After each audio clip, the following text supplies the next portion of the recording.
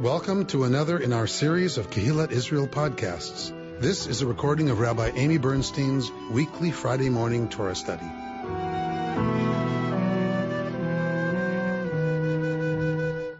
We are in Parshat Tetzaveh this morning, so we are coming to the end of the book of Exodus, where we get the very detailed description of the Mishkan, of the building of the tabernacle, of the sacred space, the portable shrine.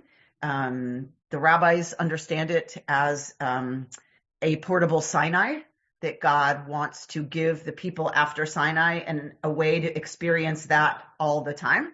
And I had a teacher at Hartman who pointed out a really lovely teaching, which is that if that's true, then what happened is the ark, right, where God's presence would rest on the ark, blah, blah, blah, in the Holy of Holies. So if that's true, then what happened is the Israelites carried God from Sinai to the promised land. So someday I want to do something with that idea. I'm not sure what, but I love this beautiful idea that it isn't that God brought the people to the Holy Land. The people carried God to the Holy Land on their shoulders by schlepping the Mishkan, which, I don't know, there's something there that's really, really profound for me, like that shift from God brought us to Israel to, we brought God to Israel. There's something really, really powerful for me in the flipping of that image. And so the other is that it's a cosmology, it's a microcosm of the creation, right? So we have the menorah, which is light, the sun. We have, the smoke, which is clouds, which is the sky. So all of the elements of creation are there in the Mishkan.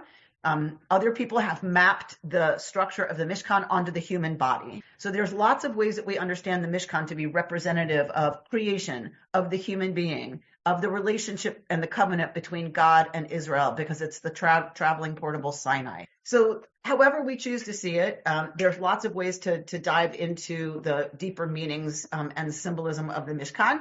But I want to today, because Purim is coming this week, I want us to go into some teaching about how Tetzaveh relates to Megillat Esther. And so I want to look at some of those texts and some of the commentary relating Tetzaveh and the priestly garments, because that's what we get in Tetzaveh. We get a description of the priestly garments and what they're supposed to look like and what they're supposed to be made of. And so I want to look at some of the commentary comparing that to Megillat Esther. And I watched for y'all, because this is what I do for you. I watched an hour-and-a-half lecture with Dr. Rabbi Aviva Zorenberg, also talking about Megillat Esther as it relates to Tetzaveh. And I want to bring up just a few points that she made in that lecture that I found really apropos of the times post October 7th, post January 7th that we find ourselves. So, but if I keep talking, I won't have any time to do. I'm going to stop talking. All right. So we're going to look at this text from Tetzaveh. So this is Exodus 28, verses 2 through 12. I'm sure it's all familiar to all of you. Here we go. Make sacral vestments for your brother Aaron, lechavod ultif aret, for dignity and adornment. Next, you shall instruct all who are skillful. This is chochmei lev, wise of heart, whom I have endowed with the gift of skill to make Aaron's vestments for consecrating him to serve me as priest.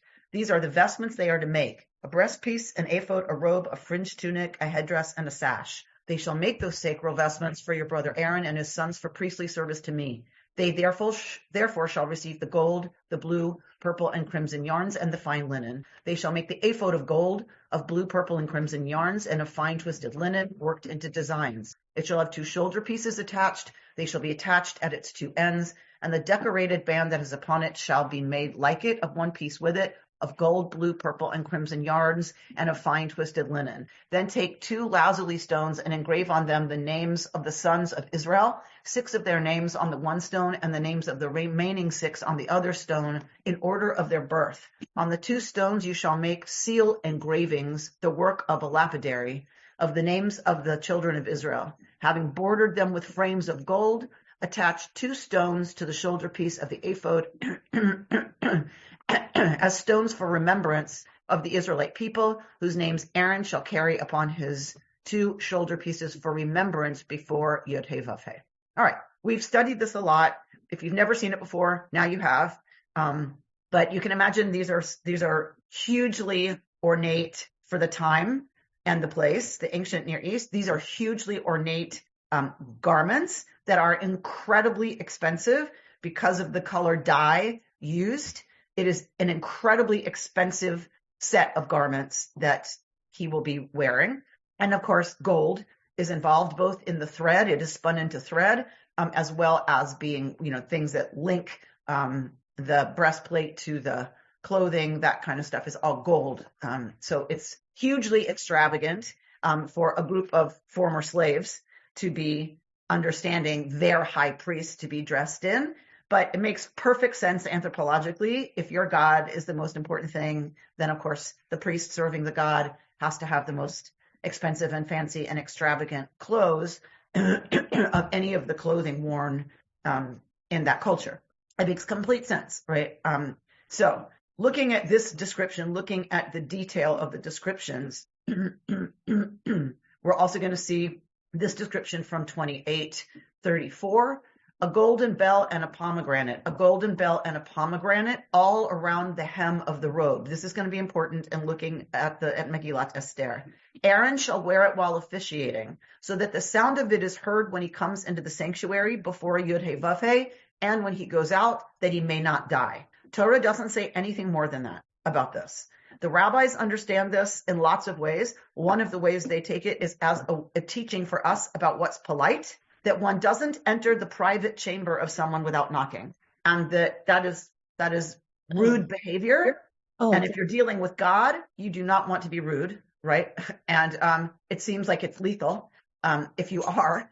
So the pomegranate and bells are to announce to God that the high priest is coming into the most intimate chamber, the most intimate contact with Yud He Vav He. We don't know what it means in the Torah's understanding and in the ancient Near East's understanding. Probably some kind of early warning system, again, to protect the priests from coming into the nuclear supercharged Holy of Holies. So whatever the case, we're going to look at how this parallels with the book of Esther, both the looking at the garments of the high priest, as well as this business of the protection of the pomegranates and bells. So now we're going to look at Megillat Esther.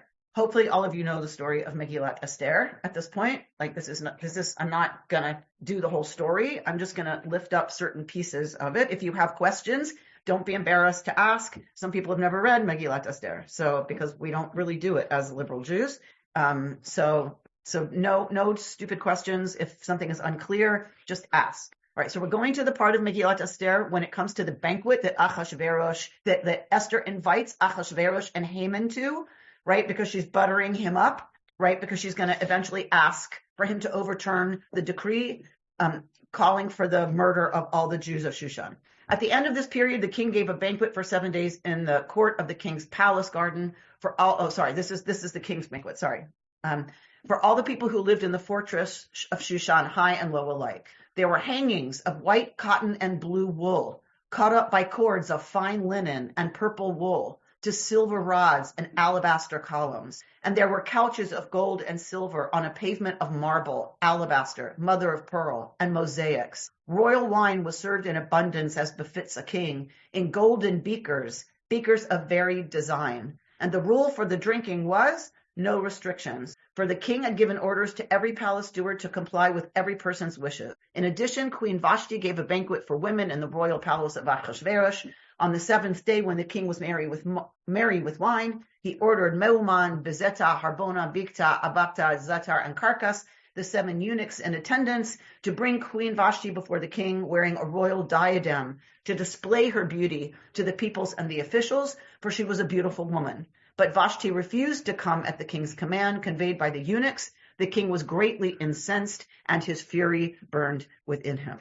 All right, so go ahead, Susan. Well, is that why we're commanded to drink until we're drunk? I was always told that we were supposed to drink until we couldn't tell Haman from Ahasuerus, but right there, it's at the king's banquet. He tells them to drink all they want. So obviously it's incorporating like that element of debauchery and levity But rather than use it the way Achashverosh uses it for debauchery, it's to be used to celebrate God's deliverance of the Jewish people and Esther's courage in going to the king. So it's using that line, using that concept, but turning it, right, to do the opposite of what Achashverosh is doing. That is what people point out about the text I just read you from Megillat Esther, that the same way we get this description of the high priest's garments and the golden kalim, the vessels, the golden vessels, the same way we get that description about the Mishkan, there are many who believe it is not an accident that we saw the description we just saw about Achashverosh's clothes and the wall hangings of blue, purple, crimson, the gold beakers that the wine is served out of. Remember, this is a text written by Israelites. So it's not coincidence that we are hearing the language of Tetzaveh and those images being evoked to display the debauchery and greed and materialism. And I'm stuck with the word debauchery. What else? What is that? The hedonism? Yes, thank you. The hedonism. That the beauty is not to serve a holy purpose. The beauty is the purpose itself, to display how wealthy the king is and how much he has. And that kind of moral rot at the center is only made clearer. Yes, it's indicative of idolatry, right? Because it's for its own sake, right? And that's kind of how Torah often talks about idolatry, right? Those things for their own sake is idolatry. If it's pointing to a relationship with something bigger and a covenantal relationship about how we're supposed to live in line with holiness, that is sacred. If those same things are used only for themselves as the ends in themselves, just as symbols of being wealthy, and so you have gold, yay for you, you're so powerful, then that is idolatrous. And it is like the most disgusting display that you could imagine over and against the exact same kinds of descriptions that we see in Parshat Tetzaveh. So now we just got an Israelite take on, right, the opposite of the Mishkan is Achashverosh's palace and what goes on there. The high priest is robed in all of these beautiful clothing with the bells and the pomegranates to protect the high priest from where's the high priest going to be wearing that? What is to protect him when he goes in where? The exact presence of Yahweh in the presence of the king. Yeah. When the high priest is going into the presence of the king to protect him, he has this on the bottom of his royal looking robe. All right, hang on to that, right? See where I'm going with this? What is Vashti's diadem? So Richard, are we saying that like snarkily, or are we saying that like that it's a revaluing of Egyptian wealth? Well, I think what I'm trying to get at is that, in the earlier parshas, when we're going through the whole leaving the land of Egypt, we've got, and the Egyptians took a whole bunch of gold and silver, blah, blah, with them, which is clearly an expropriation. Maybe you could say, okay, it's an expropriation of the wealth that they would have had they been paid for their labor. But even so, it's taking of stuff that technically didn't belong to them at the time. And here we are repurposing. As long as you repurpose stuff for the glorification of God, that's kind of an acceptable use of wealth, no matter where it came from, as opposed to here's Ahasuerus just saying, look how rich I am. Great. Beautiful. So for someone on the building committee to say, I'm not taking the check from that person because they have a sketchy line of work, it's like, nope, sorry, take the check. Doesn't matter how they got the money, take the check. Exactly. This is going to be repurposed for good and for sacred intentions. Good. Love that, Richard. Margot. Quick shorty, I think beauty makes people happy, makes people smile, makes them feel comfortable. It's a power in itself. So just a shout out that, whether or not we're arguing excess or whatever it is, I think people just feel comfortable in nicety. So just advocating for that. All right. So we're going to see where the people who wrote this lean heavily into that. So they lean into it with the Mishkan, obviously, right? It's beautiful because it's for sacred purposes. And if you want people to feel uplifted and connected to something important, then it needs to it needs to have a component of beauty. We don't make Kiddush in a Dixie cup. We use silver for a reason, right? So it's dignified and it lifts that ritual into a different realm and it is called in Hebrew, chidur mitzvah.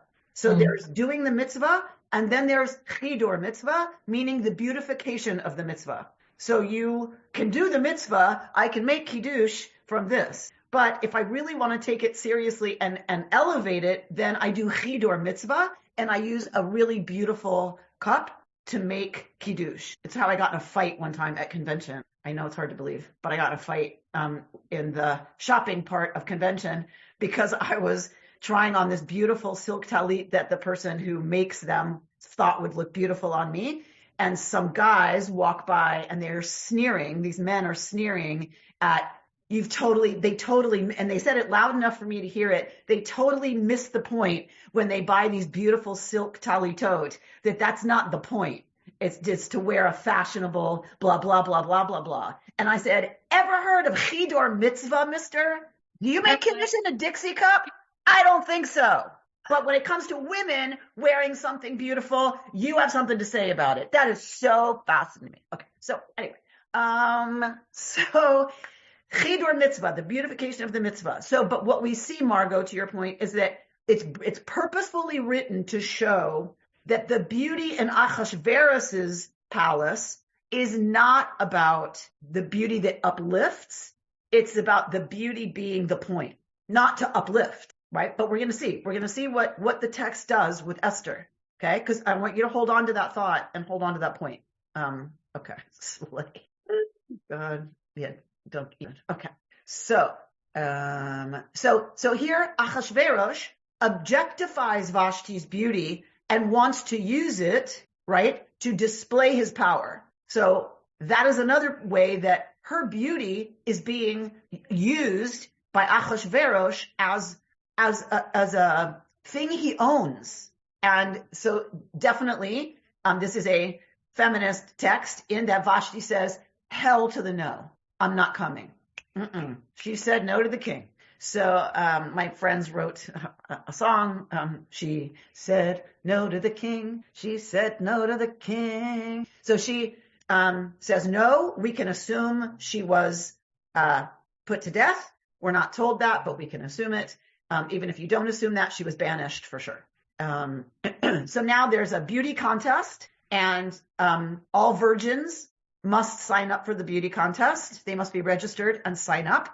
And of course, Esther wins the contest. She doesn't have a choice. She is selected because she is beautiful to be the new wife of the king.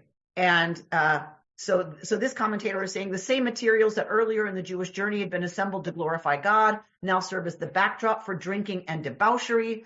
Although the king is not Jewish, this allusion to the sacred space of the Mishkan turns the reader's attention to the question of the strength of the new queen's Jewish identity. Is she a Jew in exile who painfully feels the hardship of staying hidden? Or is she an assimilated Jew disconnected from her Jewish heritage, for whom remaining hidden does not take a large toll? This is a question asked of all Jews living in the diaspora. How connected are they to their homeland and their historical and religious heritage? We hear Esther speak up for the Jewish people only after she is reminded that she will not be saved if Haman's plot is carried out. So we don't have any sense of whether or not Esther feels Jewish. We don't know. She's living in Persia. She's living in Shushan. She's living an assimilated life, presumably, because she's brought to court. So we have no indication of Esther's attachment to her people or to her sense of being part of the Jewish people. Zero, none. So it's kind of a question. Is that something that happens during our story, or is that something she's already connected to and brings forward? We don't know, but it's an interesting question to think about. All right, so we know from the book of Esther, we know from the scroll of Esther, Esther says to Mordechai, all the king's servants and the people of the king's provinces know that whosoever, whether man or woman, shall come into the king into the inner court, who is not called, there is one law for him, that he be put to death, except such to whom the king shall hold out the golden scepter, that he may live. But I have not been called to come into the king these 30 days. And they told to Mordechai Esther's words, because remember, she's sequestered. She's with the women in the harem. She's in the royal harem. She can't talk to Mordechai. So she sends word, because he has sent her word, that she needs to plead for the Jews. And he says, think not with thyself that thou shalt escape in the king's house more than all the Jews. For if thou altogether holdest thy peace at this time, then will relief and deliverance arise to the Jews from another place. But thou and thy father's house will perish. And who knoweth whether thou art not come to royal estate for such a time as. So this is a very famous line. Umi yodea im le'et kazut higat lemalchut. Who knows if it was for a time such as this that you came to malchut. And I'm not going to translate malchut, okay? It can be translated royalty or the royal place, or how the Kabbalists understood malchut, one of the sfirot, okay? So malchut, something to do with royalty. What seemed like mere ornamentation turns out to be a protection against the overwhelming and potentially lethal power of God's inner sanctuary. We're talking about the high priest's robe now. These bells are a way of sounding a warning and thereby gaining divine permission to enter and exit. The terror of this work becomes clear, but so too does the willingness of these priests of the Lord to undertake the danger on behalf of the people. That is where Nachmanides again sees a connection to a scene in the book of Esther. So Ramban says, the bells on the priestly robe, he writes, are meant so that the priest can go in before his master as if taking permission, for one who comes into the king's house is subject to death at the order of the king, as we see with Achashverosh. The scene to which Nachmanides refers is one in which Mordechai has implored Esther to speak to the king on behalf of her people, but she replies, right, that the risk is so high and she hasn't been called for a month, and everyone knows the decree is death. Just as the high priest, sanctified though he is, fears death when he walks into the divine king's home, so does Esther, intimately familiar though she is with King Achashverosh, still fears the consequences of treading into his personal space without permission. She is scared. And she has good reason to be. The king is a whimsical tyrant whose moods and decisions are entirely unpredictable. Yet Mordechai doubles down, right? And says what we just read. Rabbi Amy? I'm sorry to interrupt. Sure. The thing with the comparison with the bells, can you just explain that or when we're done with the passage? Yes. So, yes, I left out, I should have done a different piece of the text first. That talks about Esther dressing to go in to see the king. We're going to see it. It is here on the sheet, but I probably should have had it earlier on the sheet. It has all this stuff about she is robed in malchut as she comes into this meeting that is uninvited with the king. And Ramban sees that to be exactly the same thing as the high priest dressing in his finery and the bells and the pomegranates in order to be protection as he comes into the divine presence, because he has every reason to be afraid. This is a really dangerous moment. So yeah, thank you for clarifying, Alex.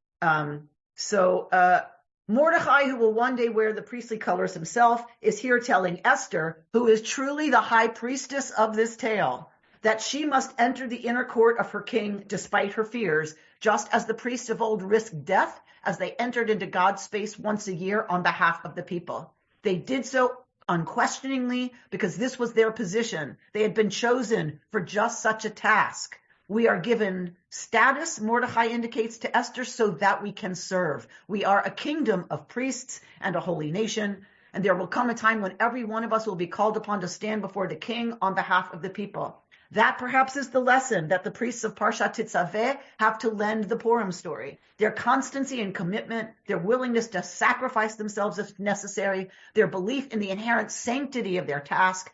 These are powerful ethics we might well import from our spiritual lives into our politics. We could use a dose of priestly devotion at those times when the fight for justice or the rule of law is most overwhelming and we are terrified of what might happen next. What do we do in those moments? We wrap ourselves in honor and splendor, which is what's said of the priest, bechavod u'tifaret, and we ring the bell to warn that we are coming, and we walk in to perform the holy work of liberation. Loved that for our times. Loved that. So here's the part from Esther, Alex, that I was referencing from chapter 5.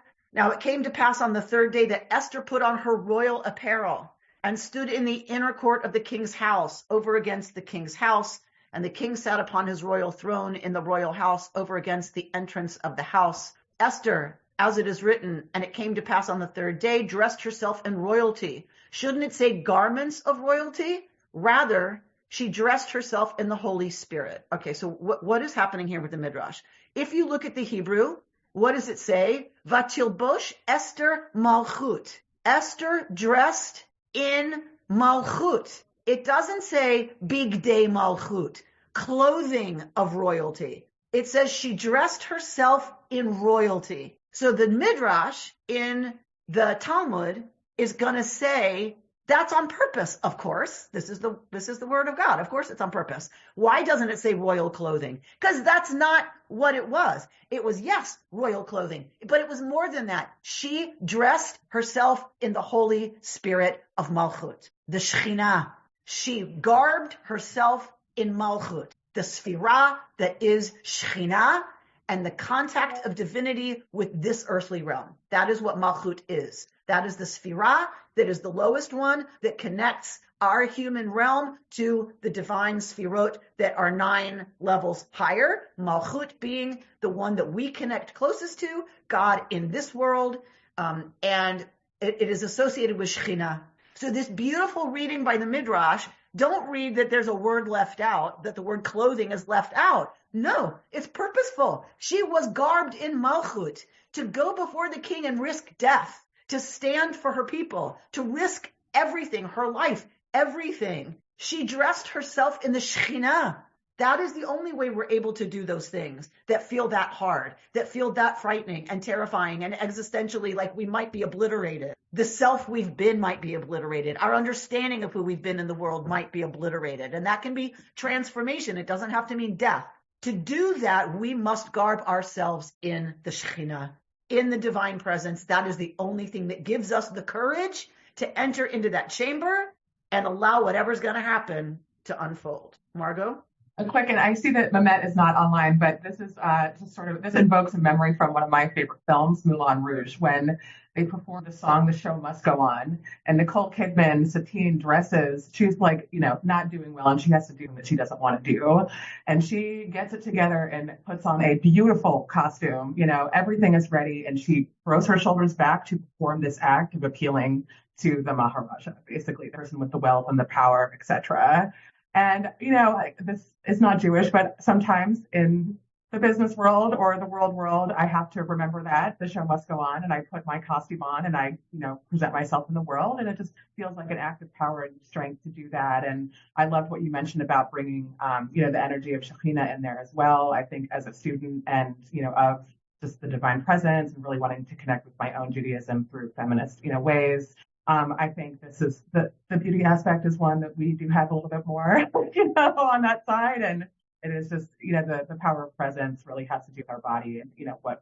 And our commentaries are suggesting it is Jewish. That it is really old, that the show must go on. The priest, whether he's afraid or not, has to atone for his sins and his family's sins. And then he has to put on those clothes and go in there, whether he feels worthy or not.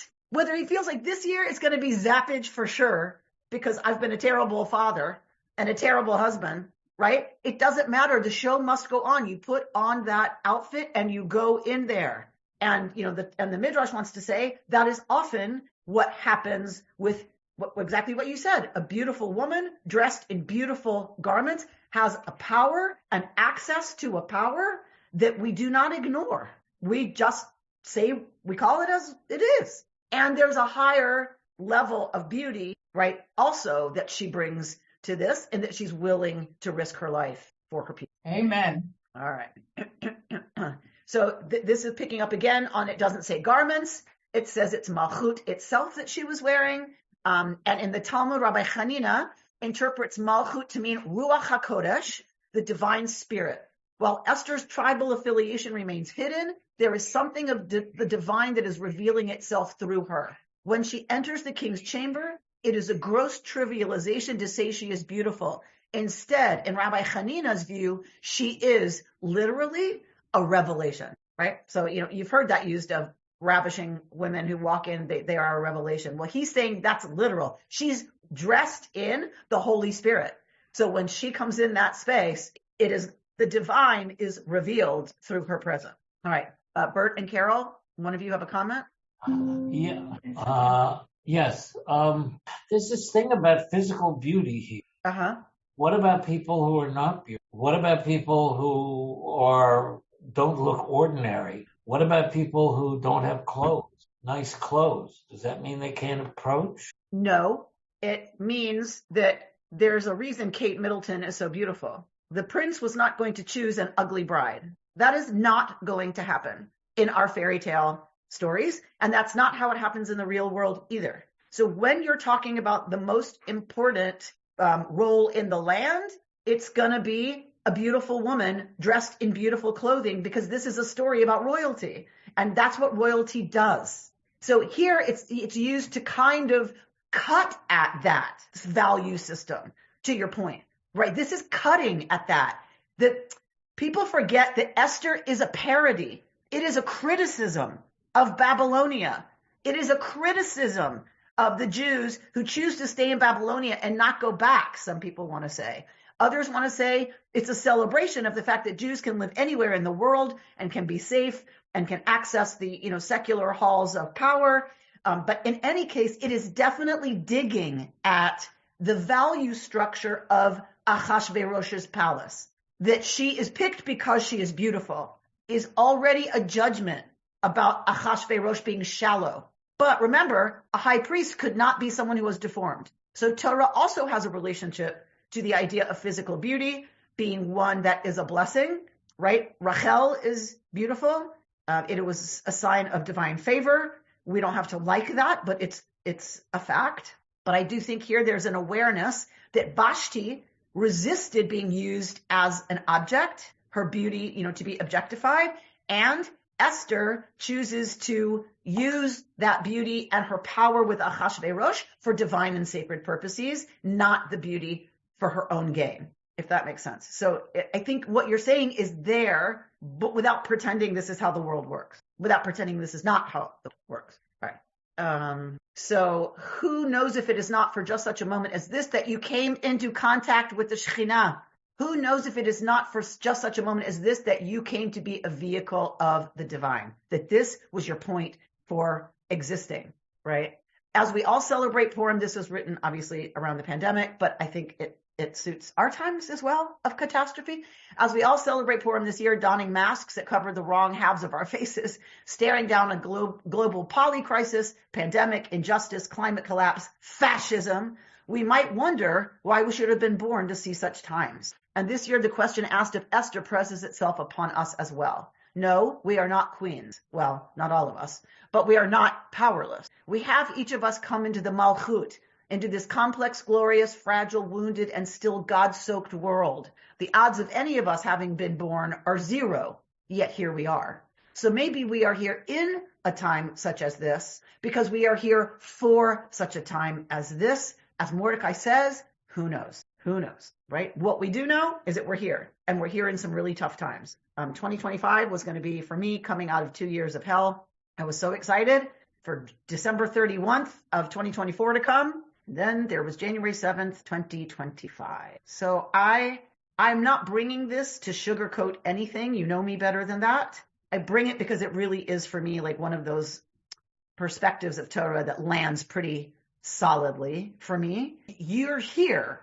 Whether you want to be in these times or not, you are here. The choice is, will you use what you have to garb yourself in Malchut, or just to acquire as much stuff as you can again before you die? That's the choice. You don't get a choice about whether or not you lost everything. We don't get a choice about Elon Musk being in the position that he's in. Sorry, I can't resist. But what we do have is the capacity to say, I can use my power in this world to address what I see happening in order to work on behalf of values and ideals that, for me, represent justice, equity, holiness, righteousness, goodness, democracy, whatever. All right.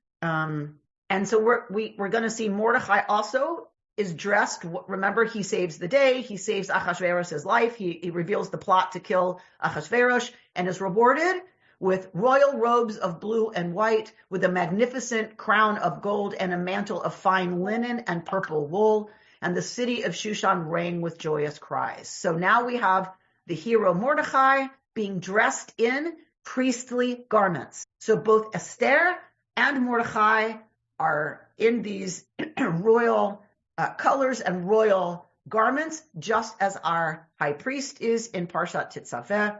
And so we get this idea of this shade of blue, right? That it's still around as a royal color. In the ancient world, it was understood to be. He's dressed in the distinct royal blue that is first mentioned in the priestly clothing, not to mention the same purple. And even Ramban asserts Mordechai's wrap is actually the same kind of robe that the priest wore, the me'il. So it's really resonant with this high priestly garment. How is Mordechai like a priest? In fact, he's primarily a political activist, while the high priest role is purely spiritual, almost completely cut off from social matters. They seem to operate in entirely different realms. We might wonder if this isn't precisely the point Ramban is leading us toward.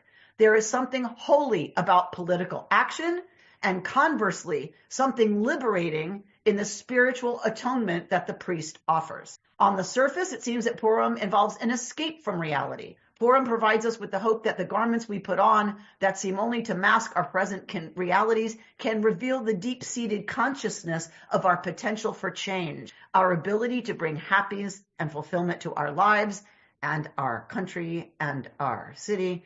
We may ask what lies beneath a story that intimates the absence of God and meaning, and the holiday of Purim, which is about frivolity and play.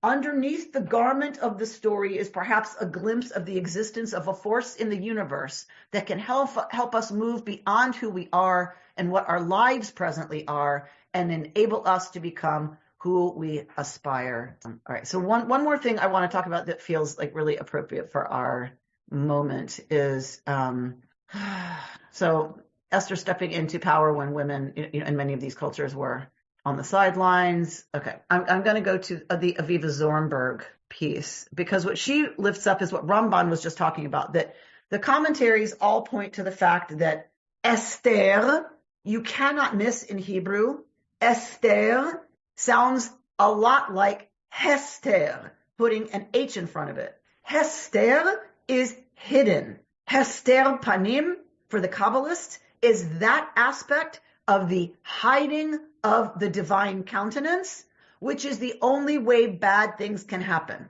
The only way terrible things can happen in the world is because God does Hester Panim, a hiding of God's face. God is never once mentioned in Megillat Esther. Never once. So they point to this to say Esther is the Megillah that is the story of God's Hester, being hidden. And they make lots of commentaries about this. And so she brings as her first text, she brings this from Rambam, from Maimonides, who says, and this is well known in Halacha, by the way. He's not quoting something unknown or esoteric. He's quoting something very well known. All prophetic books and the sacred writings, meaning everything but the 5 books of Moses, to be recited in public during the Messianic era.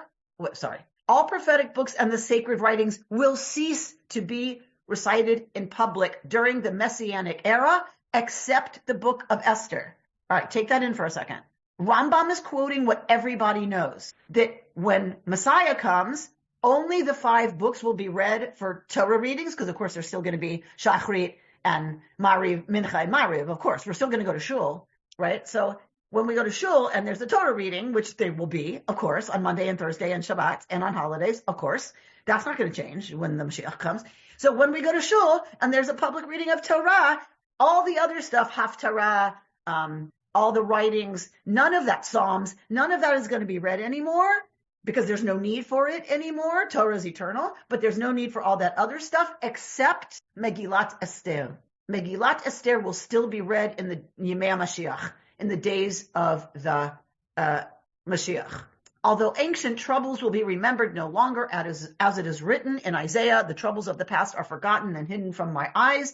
The days of Purim will not be abolished. As it is written, these days of Purim, from the Megillah, of course, shall never be repealed among the Jews, and the memory of them shall never cease from their descendants. The halacha draws from this the understanding that Purim is the only holiday that will be observed in Yemei HaMashiach, in the Messianic days. All the other holidays are gone because we don't need to remember any of that stuff, because it's all, the day of judgment has come. God now rules as king on earth. Yay. And we're now all living lives of righteousness, and we live eternally, blah, blah, blah, blah, blah. There's no death anymore. There's no any, and we're all living with God, and God rules everything. But the holiday of Purim will continue to be observed. All right. So the Sfat Emet picks up on this and says that we can begin feasting on the evening of Purim, because the Megillah, we get this indication in Tosafot and other places that we can begin the feasting at night, but the feasting is commanded for the day. Therefore, it is only after completing the Megillah reading and as a result of the reading that the illumination of the miracle is aroused. All the days are remembered and performed to make them days of feasting and rejoicing. As we have said, the awareness of the miracle is aroused by the reading. Zornberg picks up on this to say, you can't just go, oh, right, I remember I've heard the story 17 times. It's the reading of the story that evokes the attachment to the miraculous in us that leads us to the mood to feast in an appropriate way on the holiday. You're not supposed to eat just because you know you're supposed to feast. And oh yeah, because there's something about Esther and she did something risky and I don't know, was really brave or something. That is, you are not fulfilling the mitzvah of feasting. The mitzvah of feasting, says the Sfat Emet, comes only after the reading.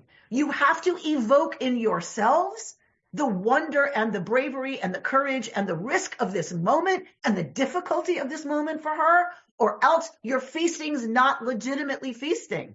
It's just kind of a ritual you're doing. So for me, it's like, wow. So there's something about getting in touch with the difficulty dafka, the hiddenness of God, the absence of God right now, getting really in touch with how hard and scary and terrifying that is.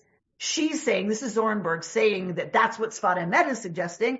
It's only that allows us then to really lean into the ways we are changed, the ways we are delivered, the way she acts in the world to make the world different than what it is she's handed, than the situation that handed, which I find a very interesting way to read this piece by Rambam.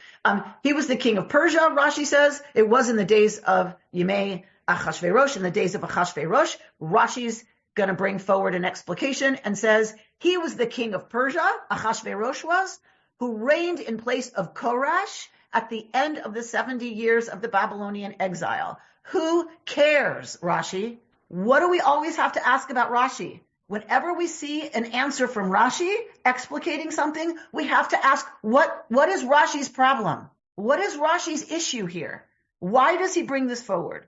Zornberg says he brings this forward because what he's saying is Achashverosh is the king who ends the exile of the Jews. Cyrus rules after Achashverosh and gives the permission of the Jews to return to Jerusalem. In other words, read the story knowing that the Jews are about to not be in diaspora anymore. And that changes how we read the story. When you know the ending, it's all going to be okay and the hero's going to live and everything's great and they're going to marry and live together and it's going to be terrific, right? Then we can bear the hiddenness and the darkness and the difficulties better and the fear better when we know the outcome's going to be okay. And that Rashi says that's the hint we're given here, that it's going to be okay. He's the last king to rule in the diaspora. The Jews will be allowed to return to Yerushalayim. Rashi chooses to ignore the historical fact that most of them did not. Most of us have not, in the founding of the state of Israel, chosen to go back, right? But that's a different conversation. Susan? I totally off the point. When we can meet in person at KI around Purim, I will bring homemade Hamantashen and Queen Esther cookies, and we can all feast. Beautiful. Would love that. So when they drew the lots, of course, it fell in Adar. We know that because Purim's in Adar. And so there's this beautiful teaching that Zornberg brings from, of course, Megillah, from the Talmud, the tractate on Megillah. And it says, once the lot fell on the month of Adar, he, Haman, greatly rejoiced, for he saw this as a favorable omen for the execution of his plans. He said, the lot has fallen for me in the month that Moses dies, which is consequently a time of calamity for the Jewish people. But he did not know that not only did Moses die on the 7th of Adar, but he was also born on the 7th of Adar, and therefore it is also a time of rejoicing for the Jewish people. I love that she brings forward this teaching. We can either see the 7th of Adar, which is people today. This day is the 7th of Adar. We can either see this as Moshe's yahrzeit and grieve and mourn and focus on the fact that everybody dies and Moshe, the greatest teacher ever, died and blah, blah, blah, blah, blah, blah, blah. We can either see it as his yahrzeit, or what Haman didn't know is that Moshe died on his birthday. So we can also choose to celebrate this as the day Moshe was born, the day that the possibility of what Moshe represented, liberation from oppression, a way of seeing the world differently, the courageous acts of the women who allowed him to live and fulfill his mission, that we can either celebrate how close we came to destruction, or we can celebrate the fact that the potential exists at all for an Esther to step into her power, for a Mordechai to encourage her, for the people to fast on her behalf, for things to change, for the world to look different than we thought, that Pharaoh would come tumbling down, that pharaonic Egypt would no longer, right, be in control and the ones in power making the lives of the Israelites miserable. The choice, Zornberg suggests, the Megillah Midrash is suggesting, the choice is ours. The choice is ours. The 7th of Adar is the 7th of Adar. It's both the day he was born and the day he died. The choice, Israelites, is yours. When it looks dim, when it looks like God is missing, when it looks like God is absent, and Hester, God is in hiding, what do you choose to focus on? The end? It's going to be okay. We will rebuild. We will come back stronger. KI will get through this. It doesn't matter if half of you live somewhere else. We're going to figure it out. We will do this together, or the other. It's all over. And we're defined by our circumstances. The choice, Zornberg is saying, the Midrash is saying, the choice is clearly. Alex? Yes, my question is about this notion of, since we knew that the Jews would ultimately be free, or that it was ultimately going to be okay, that we don't have to have this fear, or we can celebrate or whatever. But there's so many times, and even now, where how are we to know that that's going? I mean, yes, we can look back and say, well, it's always been okay, despite the persecution, despite all the things and the oppression and the subjugation. But we really don't have any assurance of that. I mean, I am a hopeful person, so I say, let's look back. And, I'm generally the type that always thinks it's going to be okay. Because what else am I going to say to myself? But it's an interesting notion, because I'm not, obviously as a people and as an individual, how can we possibly know? So I think that it's not that we know, because God is Hester, God is hidden in this text. The rabbis see that God is that God is hidden. The rabbis know that. They're lifting that up, that we can't know. But if you read the story with the end in mind, that it's going to be okay, then we experience the hiddenness and the fear differently, and we will act differently. So in other words, we are called to radically trust that it's going to be okay. Not because we know it's going to be okay, but knowing that when you know it's going to be okay, you act differently in the middle. You can hang through the really scary parts of the guy hanging from the helicopter if you know he's going to live, right? You can hang through that scene a lot better if you know he lives by the end of the film. So what she's suggesting is that the Midrash and the rabbis are suggesting, act as if you know it's going to be okay, because that will allow you to walk through the scary parts differently and behave in ways that are courageous and in line with some, big vision of things changing. James is holding up the thing that says hope. That if you act that way, that's the only chance we have in scary times to change the outcome. She had to step into her courage and take the risk to do it, not knowing it was going to be okay, but acting as if she did, if that makes any sense. Acting as if she trusted it was going to be okay. That's the only way we step into that scariness, right? Like I could quit now my job. If I get caught up in the fear that I'm not going to have a job, I need to start looking for another rabbi position. This place is on its way out. The Palisades is finished. People are going to leave. They're going to move. We're not going to have a synagogue. Look at Susan, right? If I go there, what decision am I going to make? Right? I'm coming to the end of my career. I need to go someplace stable. I need to go someplace where I know I'm going to get a paycheck. There's that way of thinking. If I act in line with that way of thinking and my fear and the instability, I'm going to leave. Then does that help KI? I hope not. Right? But if I act as if I really believe it's going to be okay, we're going to get through this, we will do it just like we did at COVID. We'll figure out another way to be together. We'll figure out how to do KI regularly in your neighborhood. We'll figure out how to come together in ways that are meaningful, blah, blah, blah, blah, blah, blah, blah, blah, and we're going to be okay. Then I will take the risk at the end of my career of staying in this senior rabbinate. And that is the only shot I have at using my gifts and talents for the betterment of KI. Does that make sense? I mean, that's how personal it is to me right now.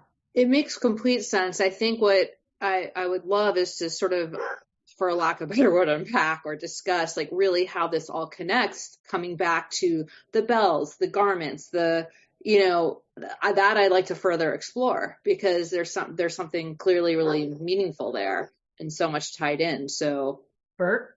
I find the end of the service of our liturgy, almost at the end, when we chant the Aleinu, which has other problems, but the very end of it, the last line, is a quote from Zechariah, right? That says, in the end, God will be one and everything will be okay. And it's amazing that Jews, given what our people has lived through, would say that at the end of the service. Okay, what's interesting is it does not say that. It says, on that day, by Yom Hahu, there will be one God.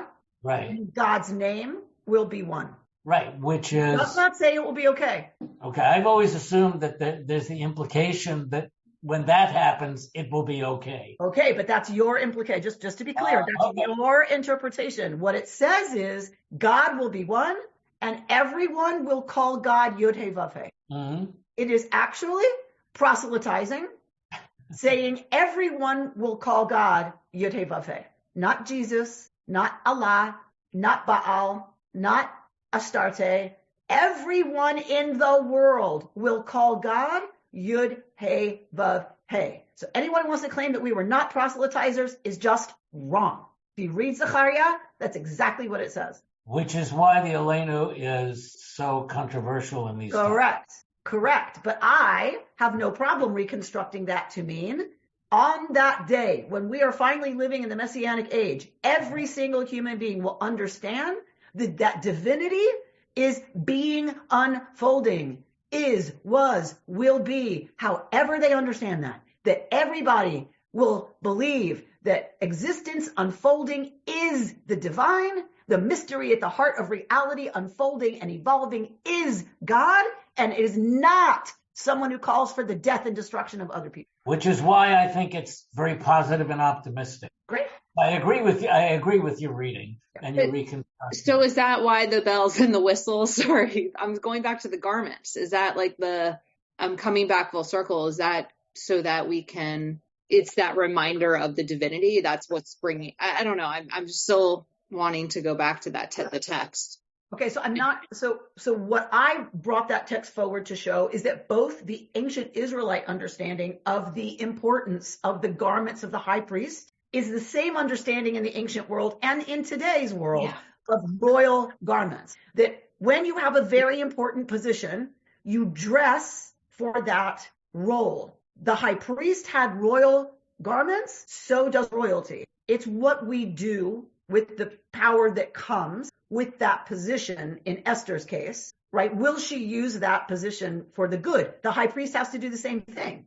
He has to use his position on behalf of the people, or he will be DED, right? If he screws that up, he's dead. So both are taking on themselves great risk when they are wearing these royal important clothing. They are not only privileged to wear them, they are taking on a huge risk to serve. Susan? I wanted to say, Alexandra, we all still do that today. The first time I had to make a briefing as a project manager to a customer at TRW, I went shopping and bought a business suit. That was my royal armor. And to this day, I get dressed up for high holidays. I can't imagine walking into shul on high holidays in jeans and a t-shirt. And on Yom Kippur, I wear a white dress. Well, I love the notion that it's not just, oh, I'm coming in and I am a person of stature. It's also that reminder, not only am I meant to be here, but I have a higher purpose, and that divinity piece, which is. And for me, it's armor. Yeah. Well, it's multifunctional, right?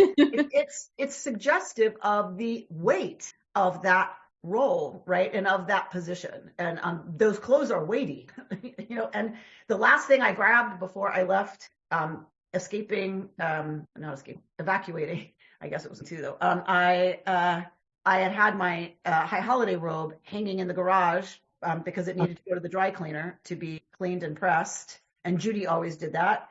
And so it was hanging there because Judy wasn't there to do it. So it hung there forever and ever and ever and ever and ever. And then I thought to myself, well, the house isn't going to burn down. And then I thought, well, do you want to be without it?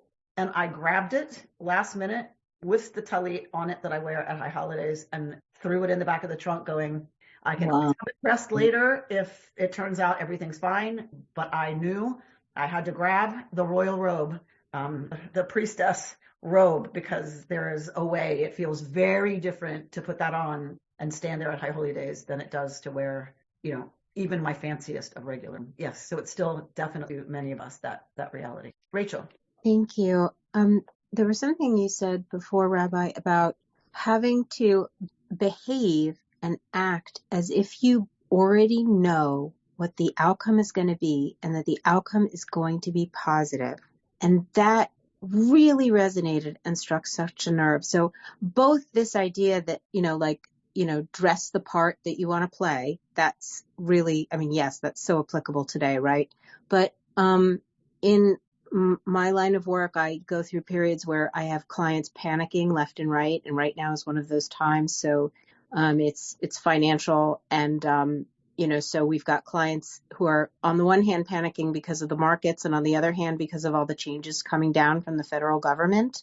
And I have to pretend, even if I don't really believe, even if I'm looking in the mirror and saying, do I really believe that everything's going to be okay? Because I don't know. The Treasury is, the payables department of the entire country, and I'm sitting, and I don't know whether I believe it, but I have to go in every day and say, no, I believe that everything is going to be okay, and you're diversified, and you're going to be, and when you do it enough, it's you start to believe, boy, it sounds pretty convincing. Well, but I'm going to take it one step further. I think our teaching is suggesting if you say it enough that you then act in line with that, that's the only way it's going to be okay. Right. If you don't act in the ways that we have the courage to do because we really convince ourselves we're diversified enough, this country won't let it happen. Right. If we don't act that way, then we won't display the courage and the necessary behaviors that are the only ways it won't happen. 100%. Because of course, if everybody sells out and everybody takes all their money out of the banks, that's how you get a bank run, and that's how you get markets collapse, right? So if we start pushing back, then they will have the ability to take over everything and make it a fascist government, right? So I think it's even beyond you're right to believe it. It's that we have to act as if, because if we don't, the worst will happen. The only way to prevent it is to act as if something else that we envision is what's going to be the end, because then we'll act in line with that end. Yeah. And make it so. We will make it so. Yeah, that's it. If everyone throws up their hands and gives up, then we have to really worry about democracy. Right. So, that's what landed so hard for me. It's Yeah, like, who no, knows if you're it's going to right. be okay? But if we don't act as if, Mm-hmm. then we're definitely going to act in ways that make it a whole lot more dangerous. Jim?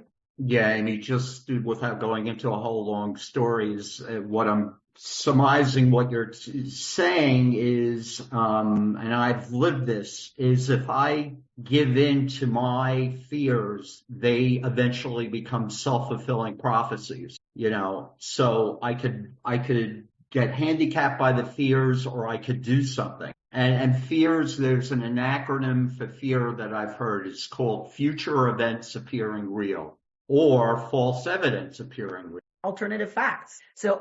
So I think I read the book, the autobiography of Michael J. Fox, who was diagnosed with Parkinson's at a young age. And something he said has stuck with me, that he said he was getting really anxious about, tremors and what it means. And it doesn't mean he's going to be in a wheelchair and disabled at the age of, whatever. And he said the only thing that helped him with not going into that place of terror was someone who told him, look, if it happens, you're going to have to live it. If it doesn't happen, you don't have to live it.